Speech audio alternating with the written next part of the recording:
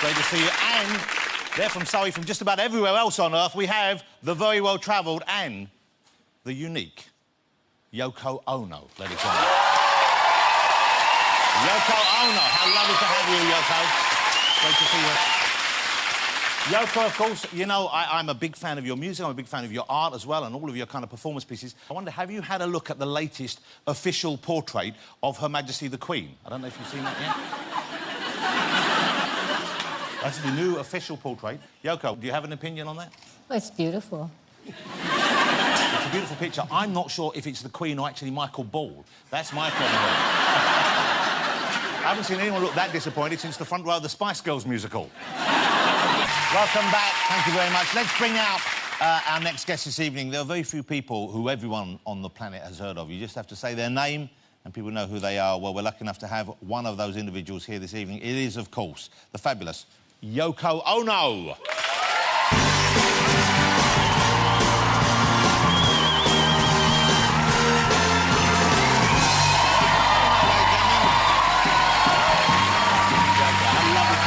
Let me get under the hat. There you go. Okay. Come and sit down. Okay. That's a fabulous hat and leather jacket combo you are rocking tonight. It's a bit bigger than me. The hat is kind of big on the big side. Hey, it's lovely to see you again. Thank you for joining us. Can I start? You had a big celebration this year. There was a big birthday this year. What was that? What celebration? Wasn't it? Was your birthday in February? Oh, yes, yes. Can we say which one it was? Well, you know, I became 80 and I'm very... 80? Yeah. There's no way anyone would think you were 80. Absolutely not. You're incredible for 80. Well, I'm surprised too, you know. I mean... what do you do to keep in good shape? Because you look incredible. You have fitness... Well, I don't really... See, that's another thing. Most people think, oh, well, I haven't done any exercise, so I have to give up. Don't give up. I mean, any time when you start doing it, it works, you know. I mean, your body is really a very sensitive and powerful thing. And I just, you know, most people think that, oh, she must be doing exercise every day or something. No, I just forget and do some work or something and say, oh, I better do some exercise and just... And what kind of exercise do you do? Well, I like to walk. So just Walking is supposed to be very good. A brisk walk? No jogging? No jogging. No. Well, I mean, I could jog maybe too, but I don't. No kickboxing? Fun? Exactly. Yeah.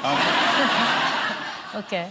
And are you someone who has a very strict routine about the number of hours you sleep, the amount of water you drink? No. Right now, I just finished making an album, which is really great. This is incredible. How many 80-year-olds are sitting at home saying, you know, I've got to finish that new album? Because since your 80th birthday, you've had another #1 dance single. Yes. It's incredible. So you've had... How many #1 dance singles have you had in the States? 10. I had 10 consecutively. 10 consecutively. And this is since your 80th birthday, you had another #1. Wow. But you still have the energy to go on stage, you still perform. Well, that's another thing that I realised. I mean, just like everybody else, you know, I thought, 80, well, that means that maybe you'll just be asleep or, you know, always in bed or something. No, you get more energy than what you had before. We have a footage of you here dancing on stage, and this is exciting. I'm a big fan. We're going to talk a bit more about Yoko's music. I'm a big fan, and Yoko knows this, of the Plastic Ono Band. Always have been. And they'll be performing here in London at the Meltdown Festival, which Yoko is curating in June, along with some other spectacular performers. We'll talk about that in a second, but this is the kind of thing, if you're lucky enough to get tickets, you will see this is Yoko performing in Berlin, I think. Yes. Early this year. Have a look at this. Oh.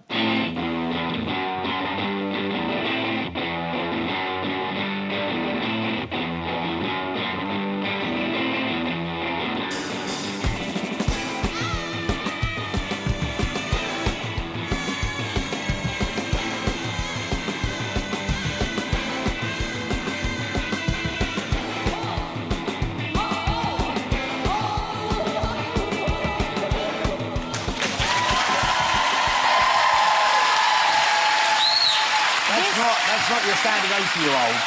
Wow. I did this,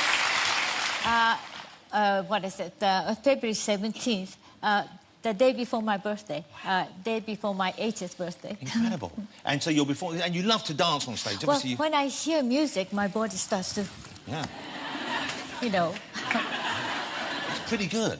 We've got some footage of you. You always love to dance. Yeah, yeah. Ever since you were tiny. I love dancing. Oh, yeah. When I was a little girl, yes, whenever I was filmed, for some reason, I started dancing. That's so sweet. Well, we have some footage of Yoko. I'm not sure how old you are here. I was 2.5 years old. This is Yoko when she was 2.5 years old, and essentially kind of looks the same. It's about the same height.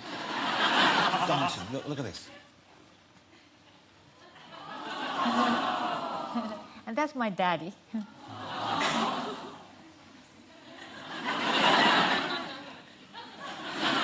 It's the same moves as well. You're doing that. Not really, please. It's so sweet to see you there. But your mum and dad, they didn't approve. When you married John, they didn't approve of that, did they?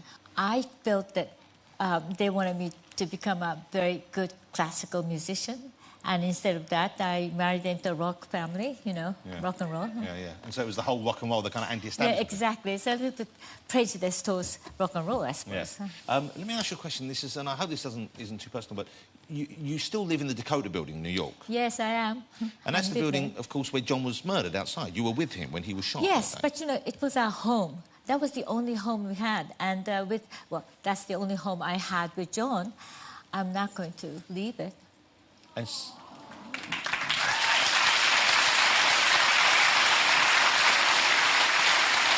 thing I think, which I think definitely we can trace back to you and John, certainly if you look now, it's very unusual to find any intelligent member of the rock fraternity or the R&B fraternity who if he or she is not involved in issues, is not involved in trying to change things for the better in the way they see it. And I think one can trace that back pretty much directly to you guys. You were kind of the pioneers of that sort of thing. Yeah, we were, in a way, yeah. But, I mean, I think that these days when I look around, most musicians are activists.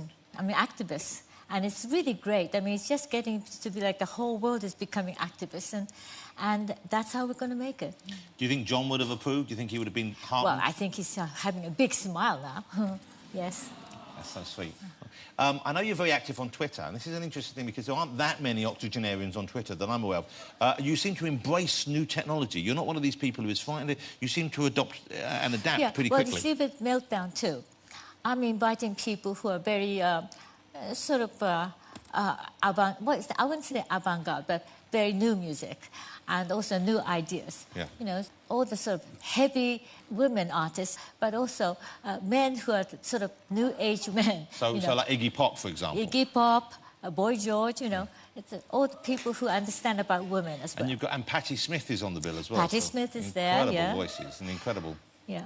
And Pussy Riot, you know, from Russia. I do know Pussy Riot. Yeah, I thought some of Pussy Riot were in jail. Are they out now, or are they still...? Well, some of them are still sort of in there. Wow, so you've been in... well, so some will be here, and we hope we can get the rest out eventually. Yes. That's exciting, though. And you are performing... Do you do new material on stage, or is it... Do you know what material you'll be doing, what set you'll be doing? Well, I'm doing, Plastic Ono Band. And in the end, I think that the last day, we're doing Double Fantasy. Oh, wow, that'd be incredible. And this is the first time that Double Fantasy is being done this way, yeah. So this will be the first live performance of Double Fantasy? Yeah, exactly. Let me ask you about something, and I've never asked you this, I don't think, is for all that period when people were blaming you for the breakup of the Beatles... Well, you know, I've been blamed, I don't know, maybe 30, 40 years now. You were aware of that going on? You were aware that's what people were saying? I was fully aware of it because it was like they was jabbing me all the time. Like acupuncture, you know. It is probably actually healthy that people jab me, and I was turning that negative energy into positive energy.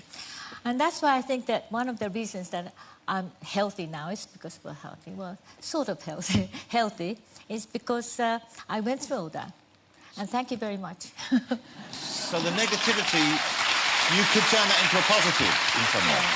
But it was very sweet recently, I thought, that Paul McCartney came out and cleared the air a little bit and said, look, you know, for those people That was very sweet of him to do that. I'm sure that, you know, he got tons of letters saying, how dare you say that? I mean, you know, because they like the idea of us being in a boxing ring, you know, sort of fighting. Also, it's good to have... people like having someone to demonise. People like having someone to blame.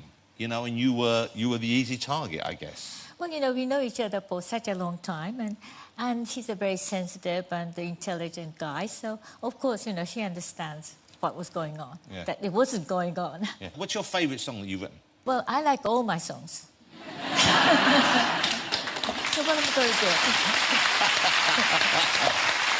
Okay, and from John's body of work, from the songs that you know he wrote, which one Of is course, the one John that... is very special, you know. And he's, well, I'm not saying that he's the only, but I think he was a genius, yes. And he wrote Woman for you, didn't he, the song? I know. Which is... Well, oh, no, I know you know, but... I mean, if you didn't know, this would have been a funny way to find out, wouldn't it? Yeah, right. But what an incredible... I mean, what a beautiful song. Well, you know, it wasn't very easy for me because after John passed away, you know, I go to a shop or something and they're playing Woman, you know. Well, it's a bit... Just, you know, to choke me up, actually. So they would put it on when you went in there, you think, oh, no, that's awful, then. No, they weren't doing it intentionally, you know. It's just that it's going on the radio. It was a hit, of course. Yeah. Yeah. OK, you've offered to do... Yoko's offered to do a little art installation kind of piece here today. Yeah, I thought there was something there, no? No, I don't know. Oh, yeah, here. Is this it? This is what you wanted out there? OK. So we have... OK, so we have... What do we have here? What are we doing here? And what's the name of this piece? Well, first of all, I want to see you. OK. Well... Did I pass the test? Let's see what happens here. Yeah. So far, so good. Well, I could do something very bad, too. Couldn't I, mean? Yeah, I'm just a bit worried about the scissors that are over there. That's the... Well, that's not for you. Don't worry. Not for me. So you're wrapping me in bandages? Yeah, well, you know. Yes. This is not like plaster of Paris, is it? You're not going to get this wet. It's a very peaceful thing to do. Okay. I'm feeling quite calm already. Yeah, I think so. My legs are quite bigger than you. OK. You know, I'm kind of quite large, so this might take a while. And So, why don't we go to a break, and you can carry on. without you, you mean? No, with me. But no, why don't you carry on wrapping me? We'll go Yes. to a break, and we'll see how this pans out when we get back. So don't go away. We've got more from Jamie and Louise, and we've got Vin Diesel will be joining us as well for a trip. So don't go away.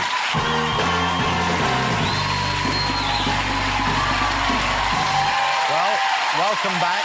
And as you can see, I am being transformed into a work of living art by Yoko. OK, well, that I suppose I had that coming. OK. You know, I've still got some presenting to do on the show this evening. I hope you can breathe. Yeah, you should maybe ask before you cover my nose with... So, but this is oddly, it's quite calm being in here. I must say, it's quite a pleasant experience. Is that the intention, or is it... The intention is to make sure that you feel peaceful.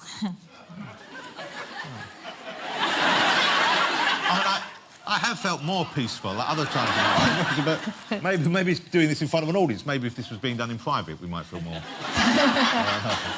And so you are doing this at Meltdown, not to everyone, we should point out.